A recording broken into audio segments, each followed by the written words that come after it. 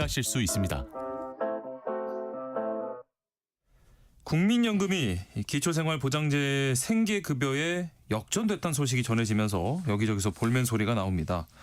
아무리 복지 차원이라고 하더라도 자기 돈을 한 푼도 내지 않은 생계급여가 다달이 분 국민연금보다 많다는 거, 여러모로 셈이 맞지 않다는 지적인 건데요. 오늘 이슈톡톡에서 이 기초연금과 국민연금 그리고 생계급여 각각 무엇인지 알아보고요. 수급 요건과 대상도 살펴보겠습니다. 그리고 건전한 국민연금 운용 방안에 대한 고민도 함께 나눠보겠습니다. 한국보건사회연구원 윤석명 명예연구위원 함께 자리해 주셨습니다. 안녕하십니까, 위원님? 네, 안녕하세요. 네. 최근에 나온 뉴스 기사 제목만 좀 보면 국민연금 납부하는 입장에서는 어떻게 이런 일이 있지 하는 의구심이 생길 만한 게요. 77만 원 대 68만 원, 돈 한 푼 안 내 생계급여에 역전당한 국민연금, 이런 제목이거든요. 어떻게 보십니까? 오해 소지도 있지만 언론에서 이 문제를 좀 이슈화할 어떤 근거는 있는 것 같아요. 네. 좀 전에 이제 우리 사장님께서 말씀을 주셨지만 이제 굉장히 좀 복잡하거든요. 네, 우리 네. 국민연금이라는 게 있고 기초연금이라는 게 있고 지금 논란이 되는 건 국민기초생활보장제도의 생계급여라는 겁니다. 그렇죠. 그런데 여기서 중요한 건 뭐냐면 국민연금은 최소한 자기가 근로기간 동안 굉장히 힘들게 일하면서 그 월급을 10년 이상, 월급에서 매달 10년 네. 이상 내야 받을 수 있는 제도가 국민연금이고요. 네. 또 여기서 논란이 되고 국민기초생활보장제도의 생계급여는 우리나라에서 복지정책 차원에서 네. 최소한 대한민국 국민으로 태어났으면 이 정도는 사시게 해드려야 되겠다. 그래서 나라에서 세금을 걷어서 드리는 제도입니다. 예. 그리고 기초연금도 마찬가지로 대한민국에서 여태까지 많은 일들을 하셨으니 대한민국 노인 중에서 65세 이상 노인 중에서 무조건 전체 노인이 65세 이상이 1,000만 명이 좀 넘어가거든요. 예. 그분들 중에서 70%는 무조건 세금을 걷어서 드리는 제도가 기초연금입니다. 네. 그러다 보니까 어떤 형평성이나 어떤 공평성 문제가 좀 나타날 수는 있는 거죠. 그렇죠. 그래서 이 문제는 뭐냐면 국민기초생활보장제도의 생계급여, 그러니까 세금으로 지급하는 제도의 급여가 올해 77만 원인데 네. 근데 국민연금에 가입해서 받는 돈 평균 액수, 이게 노령연금이라는 겁니다. 그러니까 네. 국민연금이 또 복잡한데 거기에는 장애연금이라는 게 있고 또 배우자가 연금을 받다가 사망하면 유족이 배우자가 생존한 배우자가 받는 네네네. 유족연금이라는 게 있습니다. 예. 그걸 뺀 나머지 이제 연금, 국민연금 받는 거는 자기가 기여한 제도 아니겠어요? 그렇죠. 그 제도의 평균 액수가 지금 올해 7월 말 기준으로 68만 원이라는 거죠. 예. 그러면 이제 얼핏 보기에 이게 열심히 일해서 어려운 네. 상황에서 월급을 쪼개갖고 오랜 돈을 낸 시간. 사람 받는 네. 평균 액수보다 나라에서 지원해 드리는 국민기초생활보장제도의 생계급여가 더 많으니 이건 뭔가 좀 문제 있지 않냐. 영어로 표현하면 something wrong 아니냐. 이런 식으로 언론에서 문제 제기를 하는 것 같습니다. 네. 그러면 이 국민연금은 말씀해 주신 대로 일정 기간 매달 이 납부한 연금을 노후에 지급받는 거고요. 생계급여 이 지급 대상 요건이 정확히 어떻게 되는 건가요? 이게 좀 복잡합니다. 네. 이제 이 짧은 시간에 간단하게 좀 설명을 드리면 네. 선정 기준이 이제 기준 중위소득이라는 개념을 써요. 먼저 네. 기준 중위소득이라는 건 뭐냐면 우리나라 국민들을 100명이라고 가정했을 때 소득이 제일 높은 순서부터 네. 100명까지 이렇게 순서를 매길 때 딱 줄을 쭉 세우고요. 50번째가 되는 분이 기준 중위소득에 해당된다고 볼 수 있어요. 네. 이 기준 중위소득이 올해 산정 기준이 239만 2천 원입니다. 네. 그런데 생계급여는 이 기준 중위소득의 32%를 지급하도록 돼 있어요. 아하. 그러니까 239만 2천 원 곱하기 32% 하면 이제 76만 5천 400원 정도가 나오는 거죠. 아하. 근데 이게 역전이 2023년부터 되는 게 뭐냐면 예. 우리나라의 OECD 회원국 중에서 노인 빈곤율이 제일 높다 이런 게 선거 때마다 나오고 언론에서는 리어카 끌면서 폐지 줍는 노인들 많이 보여드리잖아요. 네. 그러니까 어떤 복지를 이 정도는 해드려야 된다 어떤 이런 목소리들이 많이 사회적으로 뭐라 그럴까 힘을 얻었다 그럴까 그러면서 네. 네. 올해만 이 그 기준 중위소득의 생애급여 인상률이 17만 2천 원이 올랐어요. 17만 2천 원이요? 네네. 오, 네. 네. 이게 이 수준이 그러다 네, 보니까 네. 굉장히 점프를 하니까 급격하게, 네. 갑자기 하니까 올랐네요. 그 최근 1, 2년 새에 이제 이런 부분들이 이제 굉장히 빠르게 올라가다 보니 국민연금은 뭐 근로기간 동안에 납부한 기간들이 제한돼 있지 않습니까? 그렇죠. 거기서 어떤 변동은 없을 거고 네. 일단 연금이 결정되면 그 뒤부터는 소비자 물가 지수에 연동돼서 올라가는데 생계급여 기준은 어떤 사회 정책적 고려 차원에서 굉장히 가파르게 올라가다 보니까 네. 1, 2년 전부터 이제 역전 현상이 발생을 하는 겁니다. 아하. 지금 아까 얼핏 말씀해 주신 게 전체 노인의 70%가 이 기초연금, 그건 기초연금이죠. 그럼 생계급여는 몇 퍼센트 정도 이게 이제 받으실까요? 계산하기 좀 복잡한데 그래서 제가 네. 찾아봤습니다. 예. 저 통계청 데이터 센터 들어가서도 봐서 그런데 네. 100% 정확하지는 않지만 이게 네네. 계산을 해야 되는 거기 때문에 예. 그런데 지금 우리 저 65세 이상 노인이 1,000만 명이 된다 그러면 네. 지금 수급자 비율이 58만 1,000원 정도 됩니다. 58만 1,000명. 58만 1천 명 전 1,000명 정도 되는 거죠.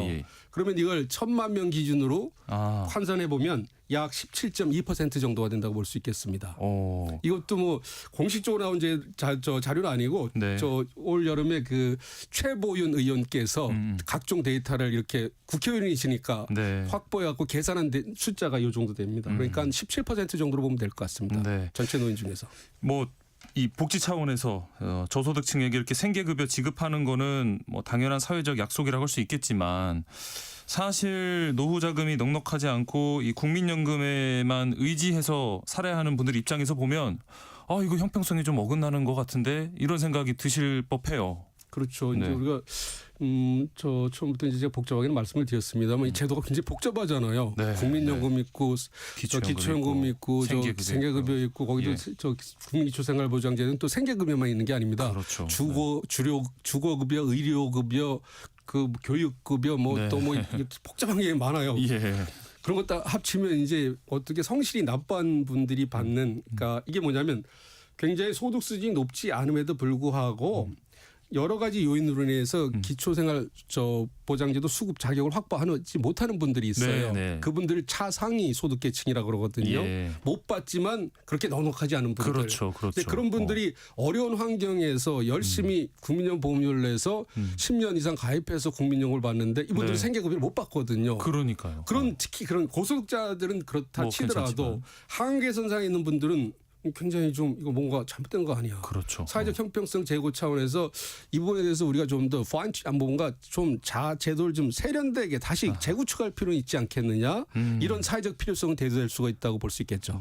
이 울타리만 살짝 넘어가면 네. 나도 들어갈 수 있는데 이 살짝 벗어났다고 해서 뭔가 형평성 어긋나는 것 같은 느낌이 드니까요. 그렇다고 지금 우리가 지금 국민연금제도는 별로 얘기를 안 하지만 국민연금제도 지금 논란이 많지 않습니까? 예. 제가 국회특위 자문위원인데요. 지금 우리가 이미 퇴직해서 연금 받는 분들이 한 해에 70만 명에서 100만 명 태어난 세대고 요새는 25만 명도 안 태어나지 않습니까? 그렇죠. 앞으로 갈수록 우리가 어떤 사회보장 지출 부담이 굉장히 큰데 네. 이걸 그대로 방치할 경우는 뭐 어떤 재원 조달 측면에서도 그렇고 어떤 사회적 형평성이나 이런 공정성 차원에서도 좀 문제가 좀 더 많이 제기될 수밖에 없는 상황이 될 것 같습니다. 네. 이 기초연금 수급자도 지금 700만 명이 네. 넘는다는데요. 이 아직 국민연금 받기까지 좀 오랜 시간 기다려야 되는 젊은 층 일각에서는 또 뭐 당연히 볼멘 소리가 나올 수밖에 없는 부분이고요. 제가 오늘 정부 정책에 안티 어떤 발언을 하려고 나온 건 아닌데 좀 문제가 있는 건 문제가 있다고 우리가 소신껏 전문가들도 발언을 좀 해줘야 될 것 같습니다. 네. 이게 왜 문제가 되냐면 아까 제가 지금 1차 배움 세대나 지금 연금 수급받는 계층들이 70만 명에서 100만 명인 얘기를 한 그 중요한 이유가 있습니다. 네. 선거 때 표를 많이 받는 쪽 위주로 정책을 하다 보니 상대적으로 적게 태어나는 젊은 층들이 얘기를 해도 이게 정치권에서 잘 반영이 안 되는 거예요. 목소리가 그걸 상대적으로. 무시해도 선거에서 이길 수 있으니까. 네. 그래서 그런 관점에서 보면 우리 기초연금 문제는 지금 굉장히 심각한 수준입니다.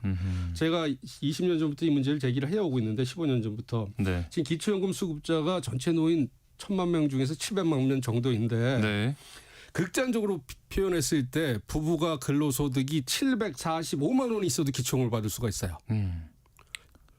그리고 이제 1인 기준으로는 364만 원, 부부 기준으로는 437만 원인데 네. 여기에 각종 근로소득 공제가 노인이라고 되기 때문에 해서 실제 소득보다 많이 차감이 되기 때문에 예.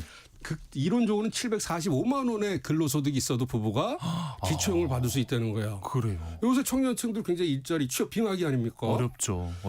뭐 엔잡이라고 했고 여기 알바 뛰고 네. 뭐 이렇게 비정규직 왔다 갔다 하는데 그래서 최저임금 수준 받는데 우리 어르신들이 고생은 하셨어요. 그럼에도 네. 불구하고 단지 65세 이상 나이가 들었다고 우리나라 대한민국 국민들의 70%를 여러 가지 세세하게 따지지 않고 무조건 세금으로 연금을 주는 이 제도는 여러 가지 측면에서 문제가 있고요. 이게 네. 또 왜 문제가 되냐면 그러면서도 우리가 OECD 회원국 중에서 노인 빈곤율은 제일 높다고 항상 언론에 보도되잖아요. 그렇죠. 네. 우리나라 어르신들이 이렇게 방치해도 되냐. 그러니까 이건 뭐냐면 굉장히 많은 올해만 26조 원을 씁니다. 기초연금에. 네. 그렇게 쓰고도 OECD 회원국 중에서 최고 수준의 노인 빈곤율을 보이고 있다 이렇게 얘기하는 건 뭔가 앞뒤가 안 맞는 얘기죠.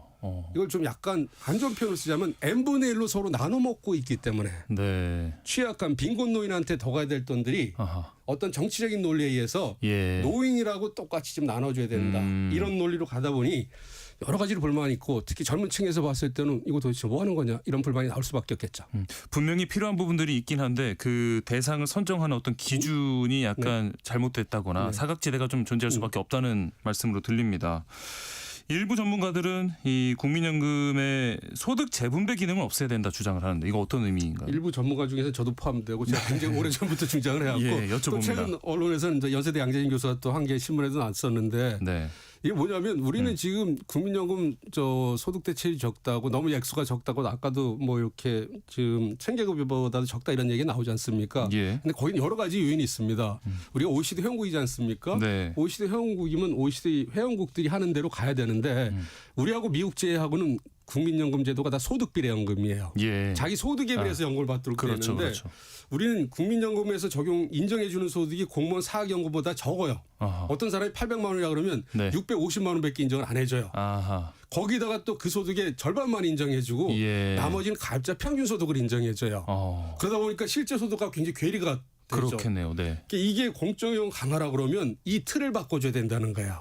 다른 나라들처럼 자기 소득에 비해서 연금을 받게 하면 네. 중간 소득 이상 계층들이 연금이 굉장히 늘어나겠죠. 그렇죠. 그리고 한 800만 원 월급 있다 그러면 800만 원을 다 국민연 소득 인정해주면 연금이 굉장히 늘어나겠죠. 네, 네. 아니, 그렇게 해야 되는데 아하. 이게 적게 받게 만들어 놓고서는 적게 받으니 지급률만 올려야 된다 이런 얘기가 나온다는 거죠. 예. 대신 그렇게 하면 중간이나 저소득층들은 연금액이 줄어들 거 아니에요. 네. 그분들을 지금 기초연금이라 그래서 노인들 70%한테 무작정 지급하는 게 아니라 지금 저소득층 있잖아요. 취약 노인들한테 좀 더 타겟팅해서 많이 드리면 그분들도 노인 빈곤에서 벗어날 수 있다는 거죠.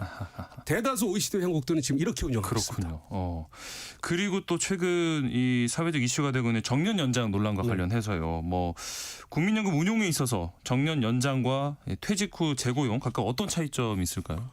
지금 뭐 집권 여당에서는 정년 연장 쪽에 굉장히 드라이브를 거는 것 같습니다만 네. 우리 연금 제도라는 게 독일 연금 제도가 일본을 거쳐서 들어왔거든요. 네. 일본은 이미 오래전부터 퇴직 후 재고용이라는 제도를 운영하고 있어요. 네. 일부 언론에서 잘못 알려지고 있는데 일본은 아직도 정년이 60세입니다. 예. 그렇지만 65세까지는 그 의무적으로 고용을 하도록 돼 있고 70세까지도 고용 의무 조치를 하도록 정부에서 굉장히 권고하고 강제화하고 있어요. 거의. 예. 그런데 여기서 중요한 건 뭐냐면 지금 정년 연장은 지금 OECD 사무에서 우리한테 굉장히 강조하는 게 뭐냐면 한국의 노동시장은 OECD 회원국 중에서 가장 경직적이다. 연공 서열형이다. 네. 생산성에 비례하지 않는다. 그러니까 노동시장 개혁을 해야 된다 그러는데 네. 자칫하면 정년 연장이 되면서 지금의 연공 서열형이 그대로 가게 되면 예를 들면 이제 젊은 층들이 지금 취업빙하이라 그러지 않습니까? 네. 요새 최근 조사에 따르면 좋은 일자리 5만 개를 앞으로 5년 동안 그럼 25만 개가 젊은 층들이 진입을 못 합니다.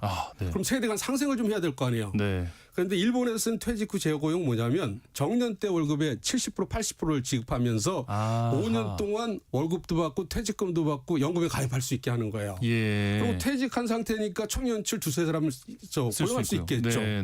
그러니까 세대 간 상생이 가능해서 일석사조 효과가 있는 거예요. 예. 저 같은 사람은 퇴직 후 재고용을 해야 된다고 생각합니다. 정년 연장보다는. 그게 세대 간 상생이니까요. 네. 그 마지막으로 이제 한 1분 정도 시간이 남았는데 국민연금 관련해서 이제 이 원달러 환율 방어를 위해서 국민연금의 힘을 좀 빌리려는 이야기가 나옵니다. 환율 소방수로 국민연금 끌어다 쓰는 방안 어떻게 생각하실까요? 저가 뭐 지금 국민연금 특위 자문위 오고 재산 계산에도 참여를 했습니다만 네. 이 지금 국민연금 기금 1,300조, 1,400조를 만들기 위해서 우리 굉장히 노력을 했어요. 네. 또 우리 최근에는 이게 지금 우리가 이 3월 20일 날 국민연금 개정을 했지만 이게 미래 세대 부담은 더 늘어나는 어떤 좋지 않은 방향으로 가거든요. 네. 그래서 미래 세대 또 젊은 층 우리 사회자님 포함해서 젊은 층의 부담을 우리가 덜어주려고 그러면 어쨌든 우리가 허용하는 어떤 위험 부담 내에서는 수익률을 극대화를 시켜야 그나마 젊은 네네. 세대, 청년 세대, 미래 세대 부담을 덜어줄 거 아니겠습니까? 예. 근데 우리가 지금 뭐 여러 가지 경제 여건이 좋지 않고 국가 부채가 늘어나다 보니까 굉장히 외국 자본도 빠져나가고 또 우리 자본시장보다는 미국 자본시장이 좋다 보니까 서학개미들이 많이 하면서 많이 저 외환 이게 달러는 안 들어오고 마무리해 또 주셔야 될 것 같습니다. 그러다 보니까 그 국민연금을 통해서 어떻게 환율 급락하는 부분을 좀 방어해 보자 그러는데 네. 그런 부분은 국민들의 국민연금의 어떤 원칙 차원에서는 좀 좋지 않은 접근이라고 말씀드릴 수 있겠습니다. 네. 한국보건사연구원 윤석명 명예연구위원과 함께했습니다. 고맙습니다. 감사합니다. 2부로 돌아오겠습니다.